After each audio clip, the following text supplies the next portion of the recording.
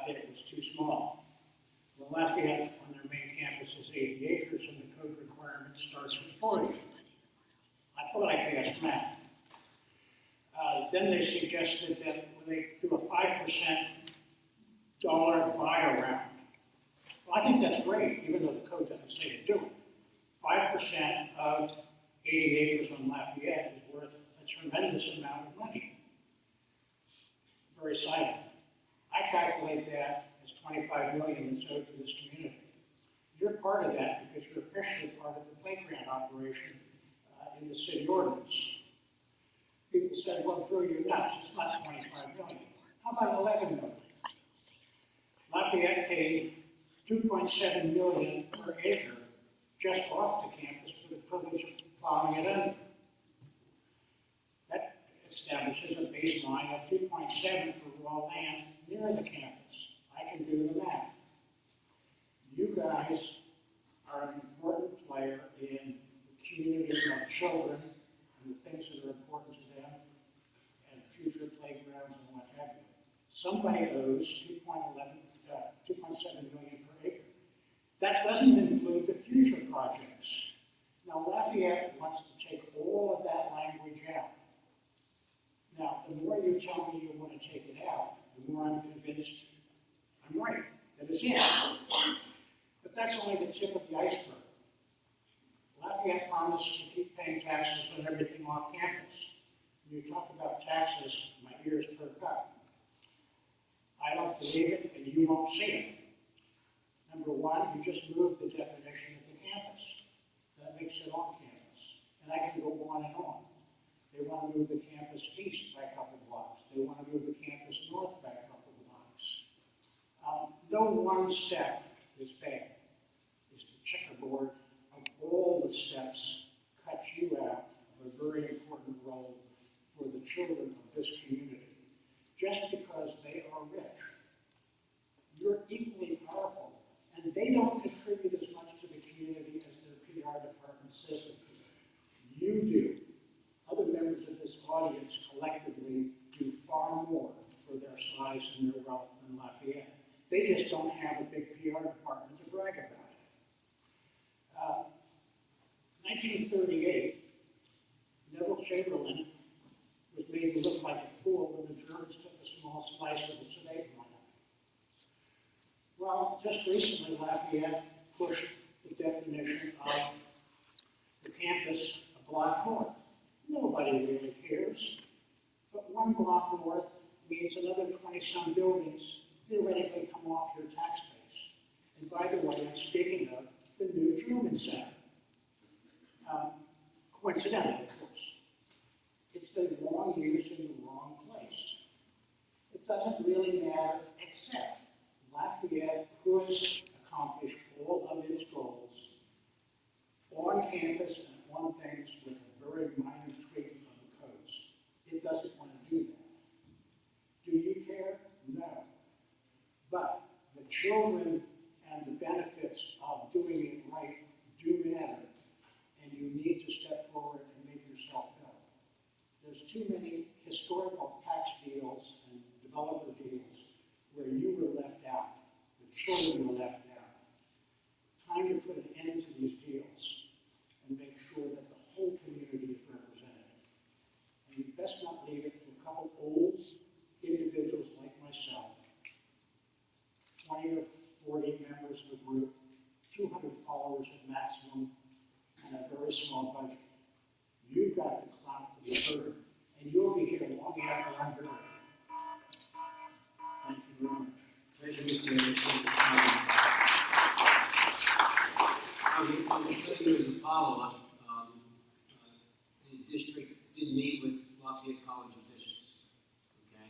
And we discussed some of the concerns with respect to the most recent project that's being proposed here. And the district was informed that that project itself will be, which is assessed by the county, the Lafayette College will be paying the assessed value in terms of tax dollars to the county, the city, and to the school district for that. They could seek some exemptions on it, but they will not. So with respect to the revenue issue in terms of the taxation and that, we did receive that notification. I can tell you with respect to the parks, code and all this and that, unfortunately, the district does not have any way to be able to deal with that. That becomes a municipal matter, rather than a school district matter. But I can tell you, we did have a meeting with the Lafayette College officials and did receive that information. I don't know, Mr. Reinhardt, solicitor for you, if there's anything I'm missing on that? No, only that, you were reassured that with regard to the current mixed-use project that is on the table, Lafayette would not seek any additional exemptions and would commit to paying the taxes based on the county assessment. We also have them to follow that up with us in writing, and we expect to have that in writing from them. So with regard to that project, I don't know, I think we're taking the issue as far as we can, as far as we have any influence, but All campus would be maintained, and you make this tax point that they are obligated to pay taxes on that anyway. I'm sorry, I missed that last point. Vice President DeMarsky made a comment that all properties off campus they would maintain paying taxes on. The word all means all. And as you may be well aware, this project on that particular block may be taxable anyway. So a promise to continue paying taxes is a hollow promise. You're going to wind up short. They're smarter and more cunning, and you need to be much more assertive. Okay, maybe after the meeting you can explain how that can happen, because at this point we received assurance that with regard to the projects which we are aware, that the only potential tax implication will be a tax increase in tax dollars. So maybe you can explain that after the meeting. I can explain, it takes a long time. All right. Once again, thank you.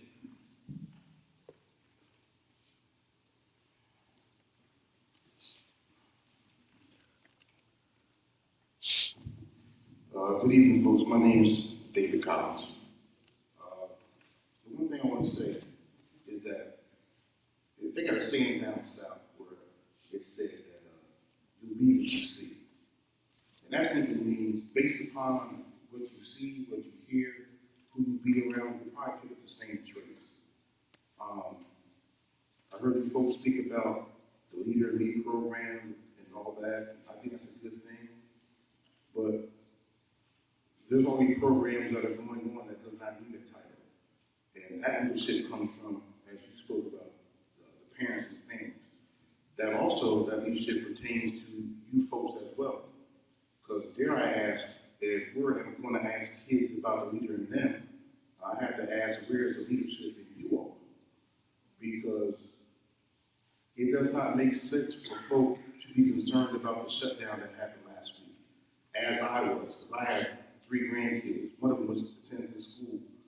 And a parent shouldn't have to pull out information about what happened, or what are we going to do next, and where the breach was, or we shouldn't have to pull out information in regards to one of your faculty members, a coach, being assaulted, being called a nigger. Yeah, I'm going to say nigger, I'm not going to say racial epithet. That means to sanitize and to clean. You got called a nigger. And it just, it's, I don't quite understand the lack or the apparent lack of urgency in regards to getting these concerns taken care of, getting ahead of the game, getting ahead of the ball. And I get it. Like, I've been in leadership in my last couple occupations going back 15, 20 years. Corrections, worked in communities and schools here in the Eastern School District, was a program director at St. Anthony's Youth Center, now the Eastern Area Community Center. I oversaw the basketball program there. I understand, I get it. But what I see is a lack of urgency, not wanting to get ahead of it and giving people what they want, so to speak, in regards to some answers or some peace of mind, to me, is trouble. And just because you have a title or you're a part of a particular board or group, that does not mean it may be the fit for you. Sometimes making a decision may not benefit you if it's based upon the right thing. Not everybody's built to be in a leadership program or leadership role. It ain't for everybody. You got to make tough decisions sometimes that's going to go against your peer or your colleague sitting to your left or to your right. But ultimately, the right thing has to be done. And at the very least, I think people can see better than they can hear. Everybody's saying, well, I have a kid too, and I'm a mom too, and that's all fine and good. People hear that, and people want to see what you're saying. People generally see better than they can hear. And I'm a little disappointed in the slow poking, the dragging along, or just the sense of, I don't want to say not caring, but just the sense of urgency. If I'd been on the school board, or if that had been one of my staff members getting assaulted, you can rest assured I'm going at it full board and have to dial it back a little bit rather than be coerced or have a mob of people come out with flyers and letters and things of that nature. I just think there needs to be a little more sense of urgency in trying to give folk a peace of mind in regards to equality or what's the plan for the future, what's the fail-safe for the future, how can we prevent whatever from happening again. And it just seems like it's dragging, and it's just people got to pull teeth and pull information for what appears to be pretty simple in my eyes. So I just hope you folk, expedite things as fast as you can so we can kind of going back to normal living, if you will, because, Easton's a great melting pot. We have a mixture of people in this audience, and it's just a shame that things aren't moving forward the way I think they should. I'm sure I can speak for a lot of people behind me. So, that's my time. I mean, all due respect to you folks, I understand it, I get it, but you gotta make a decision. And sometimes the decisions are hard, and you're not able to make decisions, then you might want to step aside and let somebody who can make a decision. Thanks for my time.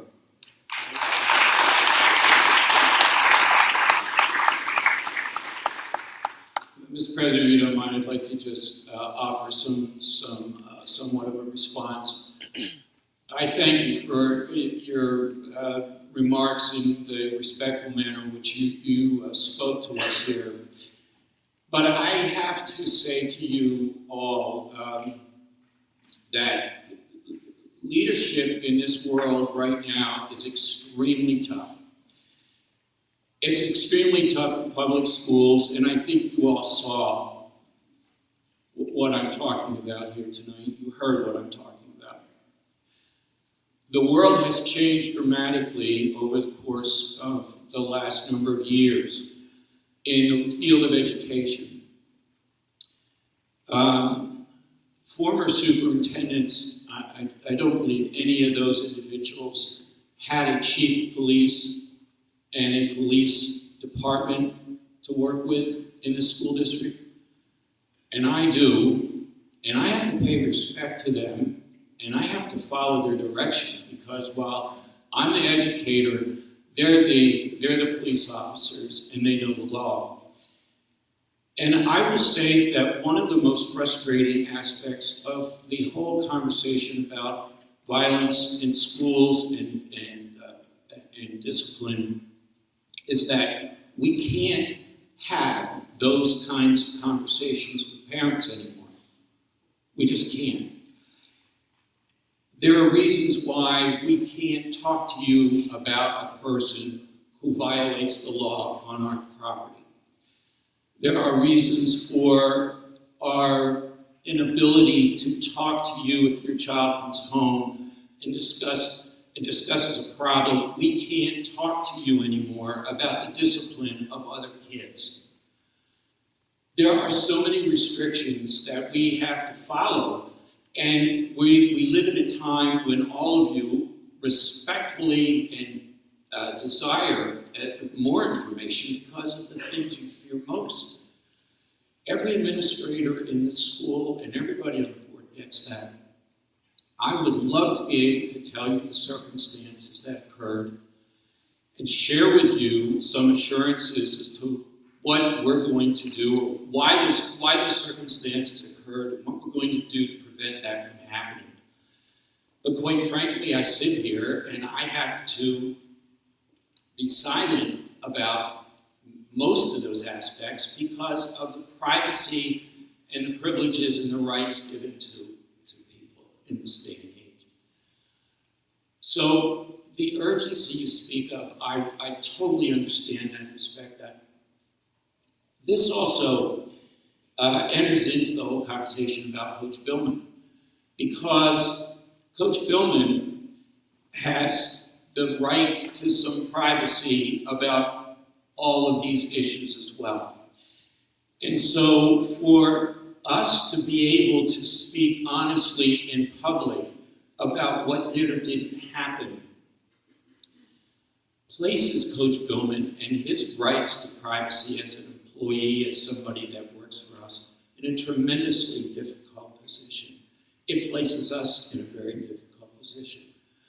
And so we have to, what you might perceive as our silence and our lack of empathy, I can assure you that as the super, nothing could be further from the truth from all of us up here. We can't talk about so many of these things. And if we do, it's a great risk for others to take action against us and use our resources for litigation. So it's extremely frustrating, especially when I hear someone like yourself come up and you're so respectful and caring, and I wish I could only say to you that the individuals who are charged with the safety of our students in this school district are doing just about everything possible that we can to improve the safety and the handling of our kids. I can tell you, I've been around a long time and I've never handled student walkouts. That was never on the plate. Yet, in this day and age, here we are talking to students about that kind of behavior. Now, add that to the task of making sure that our kids remain safe during an experience like that. And that's where, again, I go to these things, and I go to the need for us to say to all of you that you, as hard as it is, as parents, as school personnel, there is an element of trust that has to occur in this day and age more than any other time, because we cannot speak and give you the details that you want. I can't, the alerts that sent out, I tried to give as much information that I could without compromising our school district's position, without compromising the rights of the individual involved. And I did so not by my own decision, but by a collective decision of police officers and other administrators. If that's any comfort to know that decisions in this district have been and will be continued to be made by teams of people, so that no one person is going to influence something in a negative way, I hope that might be a comfort to some of you who don't understand what we're doing and why we're doing it. And that's what's frustrating about the conversations. By the action of the board tonight, Coach Billman was renewed for another year with all of our other winter coaches. Coach Billman is, yes, that's fine. I understand how you feel about that. But I also think that I can also say to you that some of the confusion that occurred because people saw some things differently. And those differences had to be worked out among us. And ultimately, the recommendation was never to fire an employee like that. The recommendation was to maintain Coach in the position. And so I can just say to you that ultimately there were differences of opinion that had to be worked out between the day that occurred and the end of the week. And I have to say we worked them out. And it was troublesome. But I will say, and it still continues to be, but leadership in this day and age is really, really tough. Because we can't speak openly and honestly about things like this. So I apologize to you as a parent that I can't speak more truthfully and openly about matters that mean something to you. But I would ask that you consider the position that we're in, and know that our silence is not a reflection of our lack of caring or wanting to do the right thing for everybody, but it's just the way the world is right now. And if I may just have one more minute, all due respect to folks, I don't mean to make it sound personal. Trust me, I know, I work in corrections, and it's kind of similar to what you folks do here, what you oversee.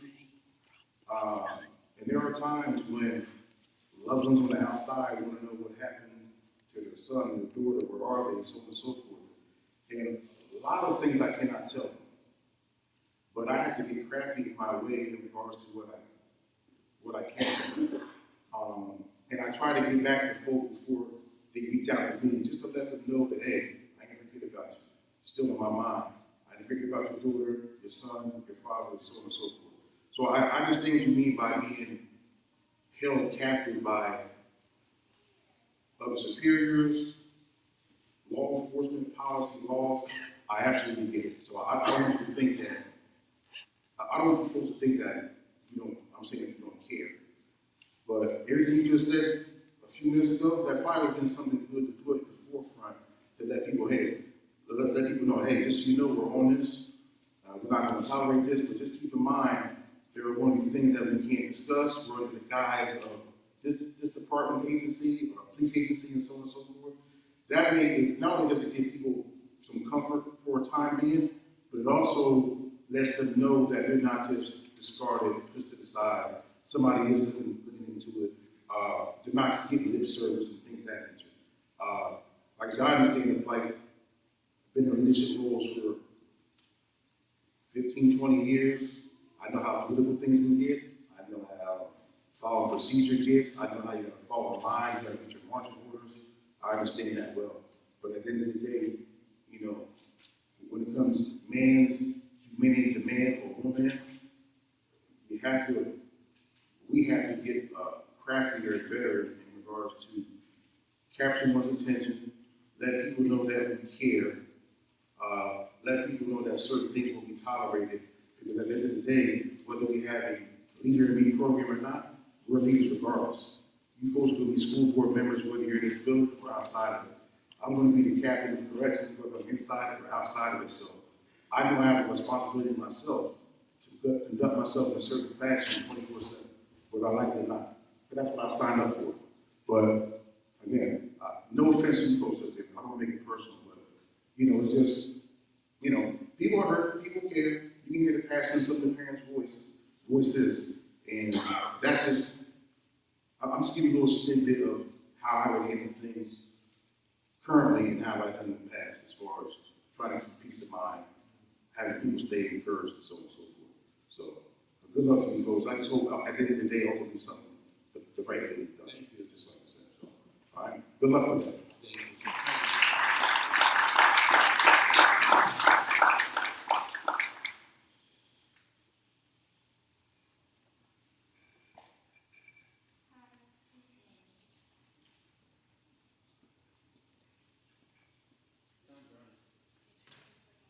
Sorry.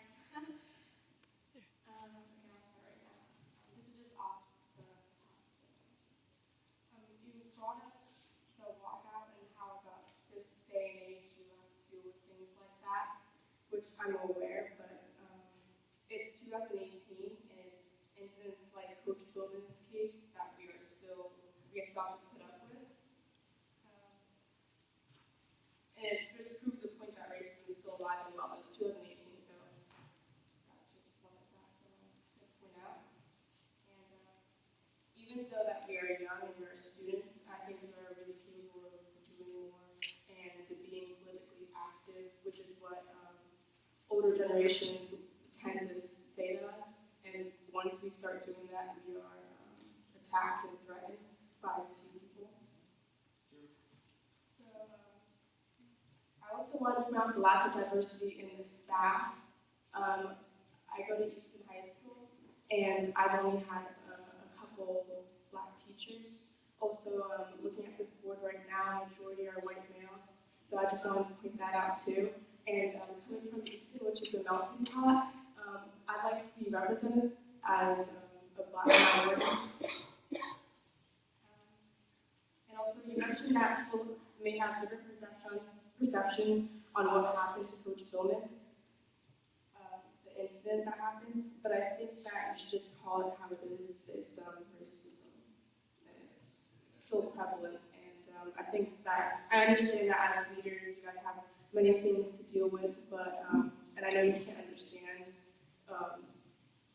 when it comes to racism, because you're not the person being oppressed.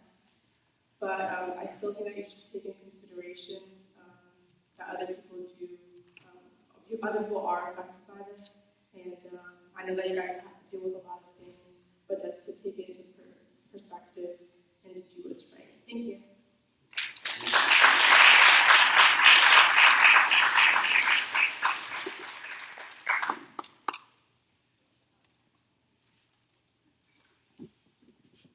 Alright, seeing no other. Wait. Sorry. Sorry. I'm sorry. I'm sure someone I'm knows. sorry. Hi, my name is Laney Abraham. This is my first school board meeting in a very long time. I wasn't going to say anything. I was actually videoing it, but I can't help it sometimes. Mr. Reinhardt, you just said a whole bunch of things, and I understand that there are privacy issues and personnel issues, but there's a whole community of people out there who know things and hear things and want some sort of answers. I am in a group on Facebook called Easton PA. There's about 11,000 active members. For some reason, people just tell me stuff. I'm a 1990 graduate of Easton. In all of these years, I've never seen anything like what happened with Coach Billman happen. And you want to talk about this day and age and the problems with violence in society, and then you have a situation where an adult is violent against someone who works for you, and yet nothing is said on behalf of the administration. The only action that the community sees, which happens almost immediately, is that the person is going to be fired. I mean, it's just, as someone in the community who's watching this and hearing about it, I don't even know what to say. It doesn't reflect well. I mean, I understand that being a leader is not an easy thing, but you do have a certain responsibility. You know, you're setting an example for kids. I have an 18-month-old now. You know, I would love him to go to Easton. I really would. But this is kind of crazy. It really, it's not okay. And there's a lot of people who did expect something to happen more quickly, who were looking for some sort of movement and a little bit more transparency. And that's why all these people are here tonight, to let you know that we are watching, and you know, the truth is out there. Not to quote X-Files, but I mean, when enough people have the same story, there's a certain consistency. So the truth is out there, and I appreciate that you're going to have an investigation and look into it. And I hope you come up with, you know, the truth, because while you may not be able to say anything to us for all these legal reasons, you can act. And that is what we'll be watching. how this is handled. How, what is handled? The Coach Billman incident, as it is now called. Well, I The think, investigation. well, yes, that's fine, and as administrators, we welcome that opportunity as well. I don't want to interrupt your time, so I should. It's fine, I'm pretty much done. But you welcome the opportunity to investigate, because that's your obligation. No. Yeah. All right, if I could just, I don't want to cut off your time, so, but there are That's some fine. things I'd like to respond to if I may. First of all, I as superintendent don't know what to say either after seeing what's been said on social media posts for the last month to 5 weeks. The amount of misinformation and lies that are out there, it's really, really upsetting because it's impacting on lots of lives. It's just not impacting on a coach. It's not just impacting on students. It's impacting on employees. And it's impacting on the ability of all of us to move forward from this. It is not okay. None of this has been okay. And I'm not trying to simplify this or pass it off. But I will say to you that once again, after being in a position like this for almost 20 years, the impact and the negative impact on social media posts has delivered to all of us a tremendous, tremendous challenge. I have no answers to it, but I can only tell you that the freedom that people use to express misinformation and things that are not true is appalling to me as a citizen.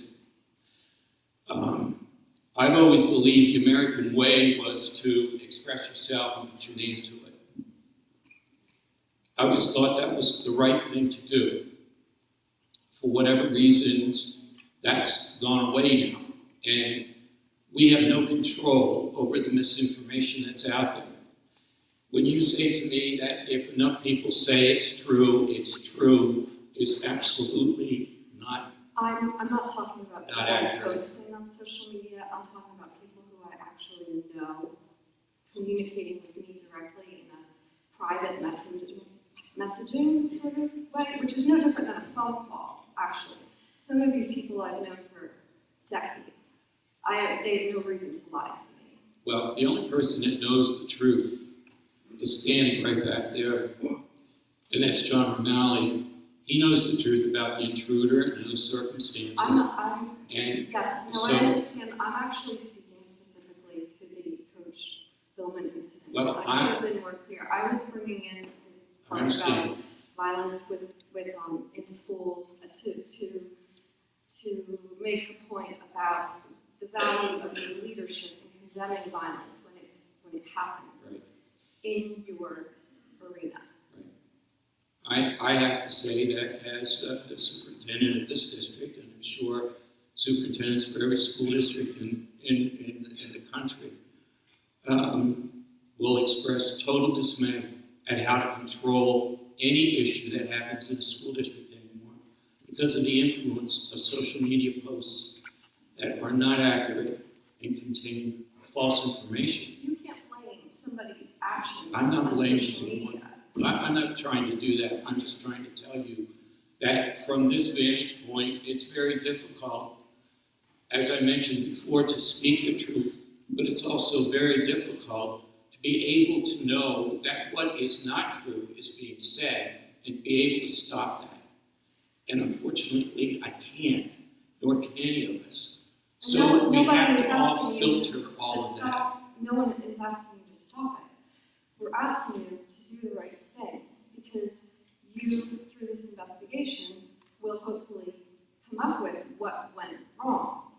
And whatever went wrong needs to be addressed, acknowledged, and then hopefully corrected so it doesn't happen again. Yes, I don't disagree with that. That's all. Okay, Thank you. thanks.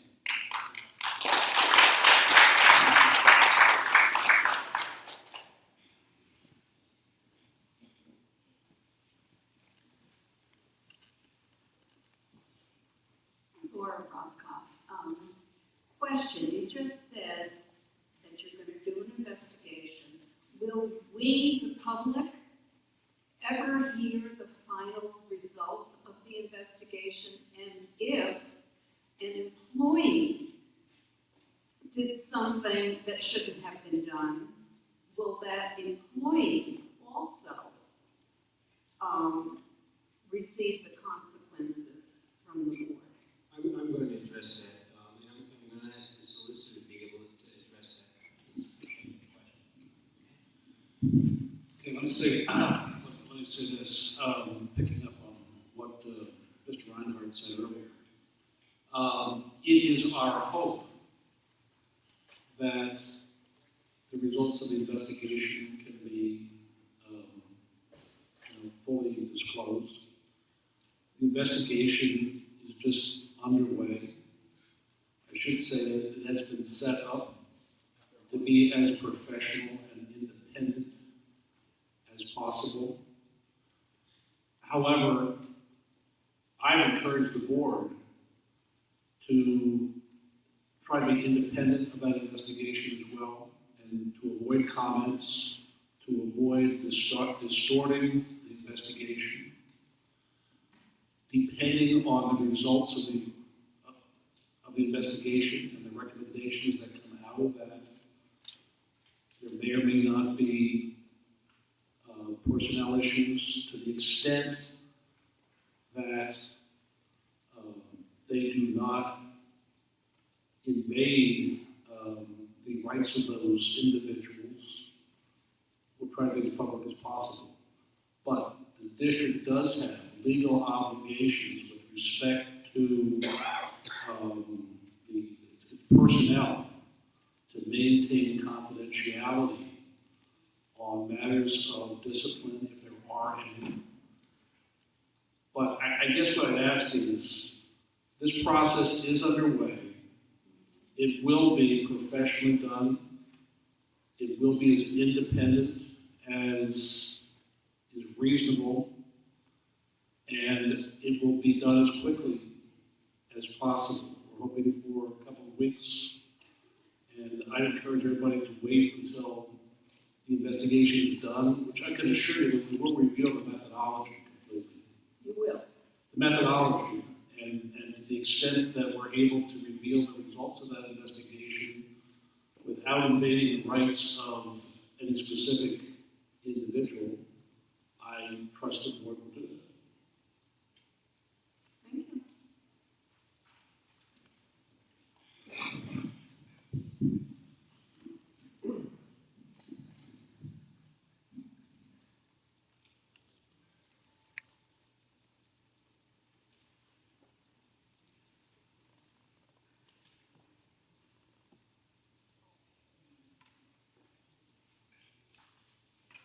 How's the board doing tonight? John Caneda. I just say, since we're talking about the truth, let's bring this to Paul. I was there that day. I still haven't been called in. So what's this investigation doing if it hasn't even started, especially a month after? I don't see a month after a situation starts getting investigated. And then just another thing, as a student, we get held accountable for our mistakes in school if we do anything wrong. So I assume that your fellow peers or any people up top should be held accountable too. And that's all I have to say. And I said, like, first time seeing me. How you doing?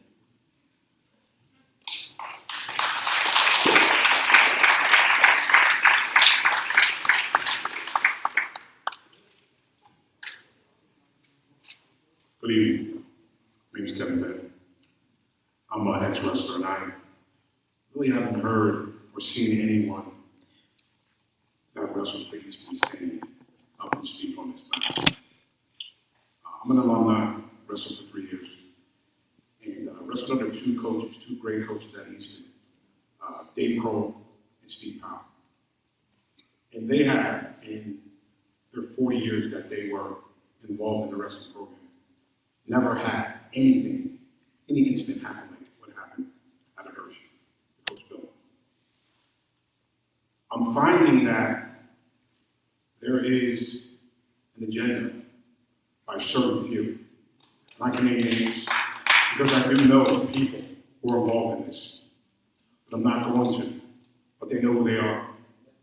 And it's a shame what they're doing. And the saddest part about this is they're not even from Easton. They're changing the tradition of Easton wrestling, trying to change it. The sad thing also is your kid, your child who's involved in this program, that's under Coach Billman's guidance. Let that man coach your child. The years that you coached in the midgets are over. It's done. Shut the door, let Jamar coach those kids. He's a great coach. He's one of the best coaches, one of the best wrestlers to ever come out of Easton High School. His resume speaks for itself. I'm saying this because, and I really mean this, the concerted effort by few and what they're doing. Let's take that energy that they're doing towards Coach Billman, give that effort and energy to Coach Billman, and Easton Wrestling will come back very quickly.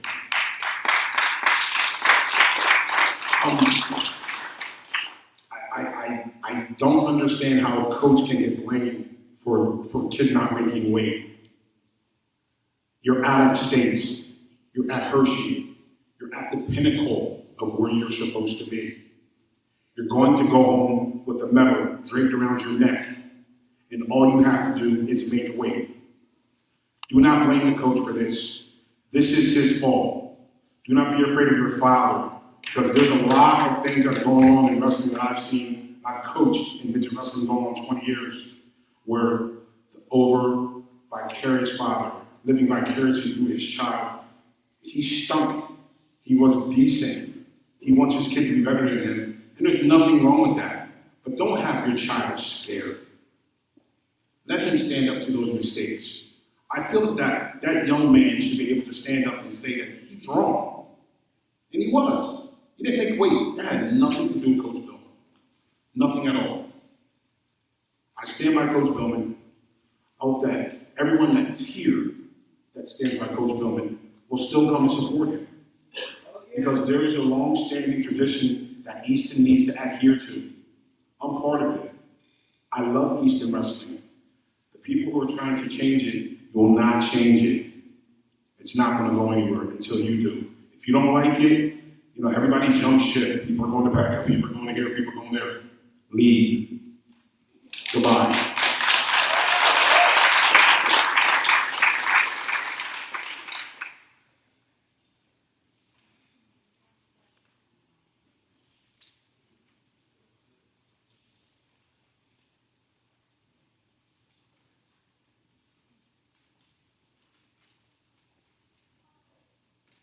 Good evening, and thank you to the board for hearing the community in having an outside external investigation.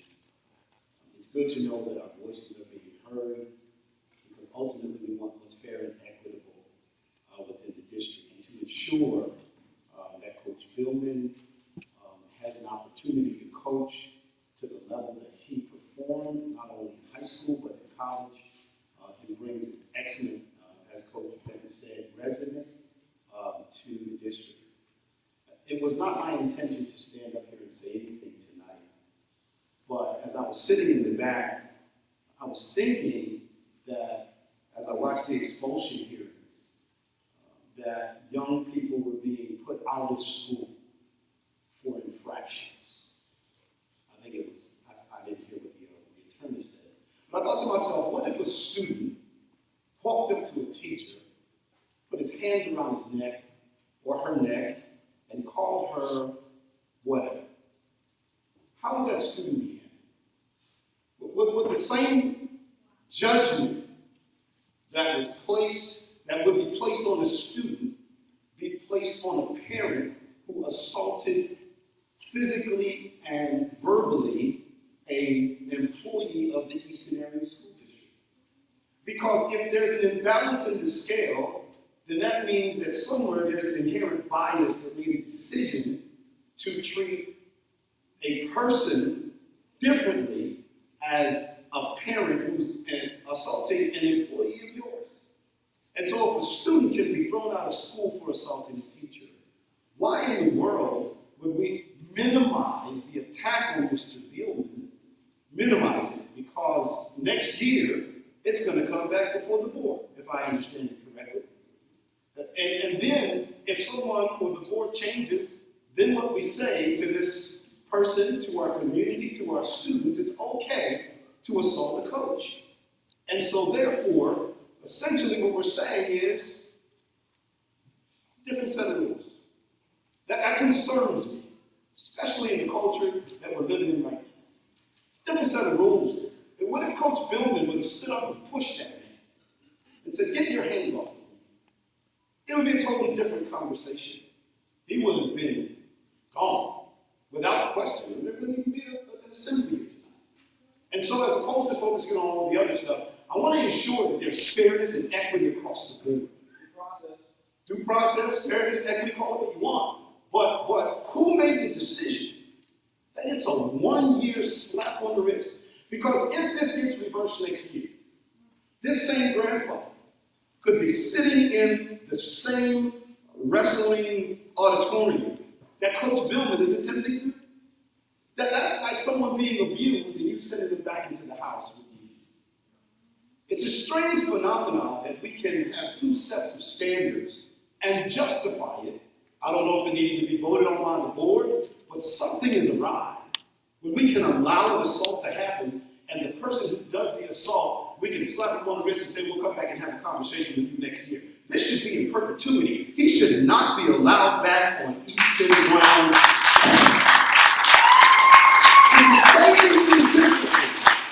The savings differently sends a wrong message to these students. It sends a wrong message to these parents. It sends a wrong message to this community. My silence, please excuse me for blurting out, when it was stated that the board has done everything that they could do to this individual. I don't know the law, I don't pretend to be a lawyer, but I'm sure in my heart that there was more that could be done. This persona non grata, I don't know who sets the limitations on it. But my point is that we have to be fair across the board. What message are we sending to Coach Billman? What message are we sending to these wrestlers? What kind of integrity are we showing them when we say you can do this and you can assault somebody, but it's okay for someone to come as a community member and come and assault one of your employees, and you say, well, we're gonna put you away for a year. This is a travesty. I'm disappointed. It's not a personal attack, as Coach Mr. Collins. It's not a personal attack. Right is right and wrong is wrong. If Coach Billman would have responded, which he didn't, thank God. If he would have responded, he'd be gone. And this gentleman probably would have walked off without any penalty whatsoever. I hope that you will give reconsideration to your persona non grata of the grandfather who assaulted Coach Bill.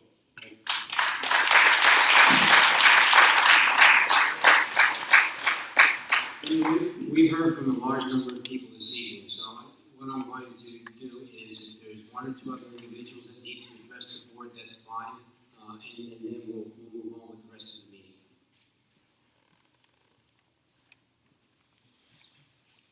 Hi, everybody. My name is Charlie Diaz. Prior career, I used to work with a lot of auditors, internal auditors, external auditors. They would come in and ask me questions, show me how you do something. So I said, well, this is how we do it. Then they'd say, show me the documentation to prove that that's the way you should do it.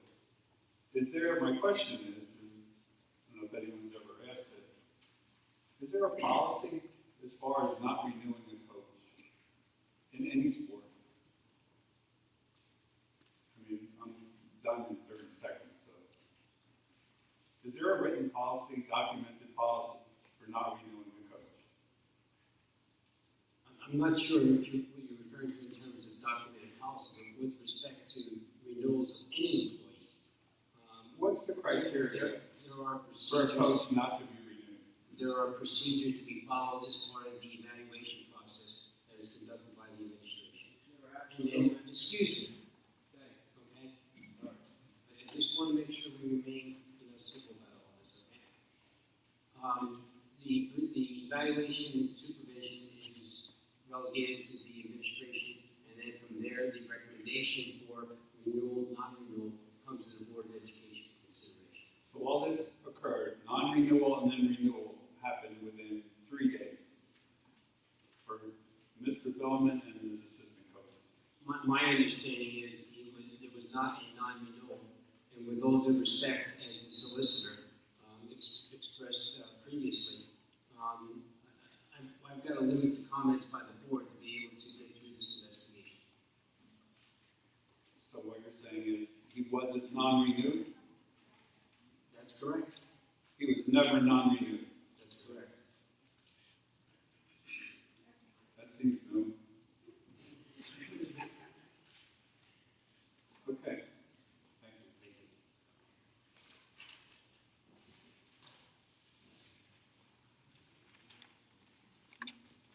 Hi, my name is Taylor Pumpkin. I've been a student at East Area High School since kindergarten, well, not high school. In the East Area School District since kindergarten. I've been playing Easton sports since 7th grade. I just want to comment that I've never heard of or even seen or even heard of something this crazy about a coach, about anything. I've also like to go on record that I've never had a teacher of color. I've never had a coach of color. That might have something to do with it. I also want to talk about the incident on Friday.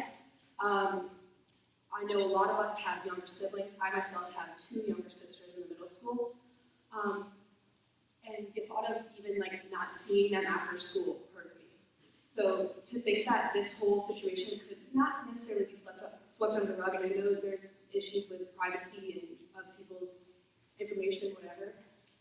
But I do think, and I am a member of the lockout committee, full disclosure, I do think there needs to be something done about this. You said the ID thing, I know there's some speculation about whether it was whatever.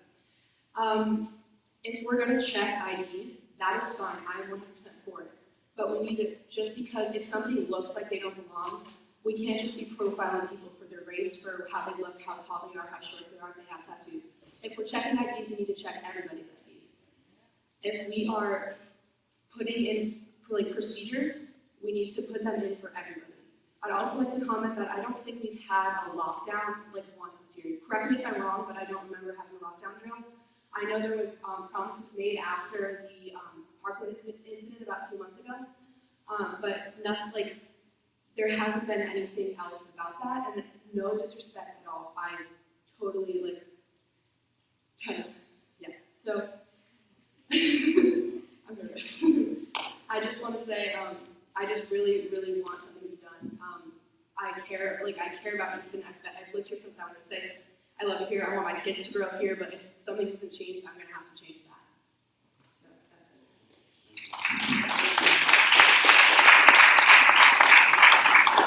it. At this time, we conclude the section 12, the public to be heard on non-agenda items. We move to section 13, any other business from board members? Mr. President, if I may, just one. If I may take the liberty, I just want to make a quick address here. A couple of comments about the apparent lack of urgency or a lack of action. I just want to point out in item 5 of your agenda, it does have something called executive session report. And you can look at those dates, and you can look at the times that we met. We can't discuss what happened in executive session, but you can see that there were several executive sessions we had. Some of those have fallen on non-meeting dates as well. We have been putting in time to discuss this. It takes time to assemble 9 elected officials who are unpaid. It does take time. You can see 2 of us are absent this evening. It's hard to get us all together, or enough of us together sometimes, to discuss pressing issues. So the board president will have to discuss with us, work out the schedules with everyone you see here at the table, and adjust accordingly. So we have been taking this as a matter of urgency. It just takes time for a body this size to assemble, discuss, work out our differences, work out a plan of action, listen to recommendations, and move on from there. I thank everyone for coming out tonight. I don't want to take any further of your time. Have a good evening, and hopefully everyone will take a turn for the better soon. Thank you. Thank you, Mr. Snyder. Any other board member with any other business? Okay. Seeing none, I'll ask for a motion to adjourn. So moved. Second? All in favor? Opposed? Thank you, motion carries.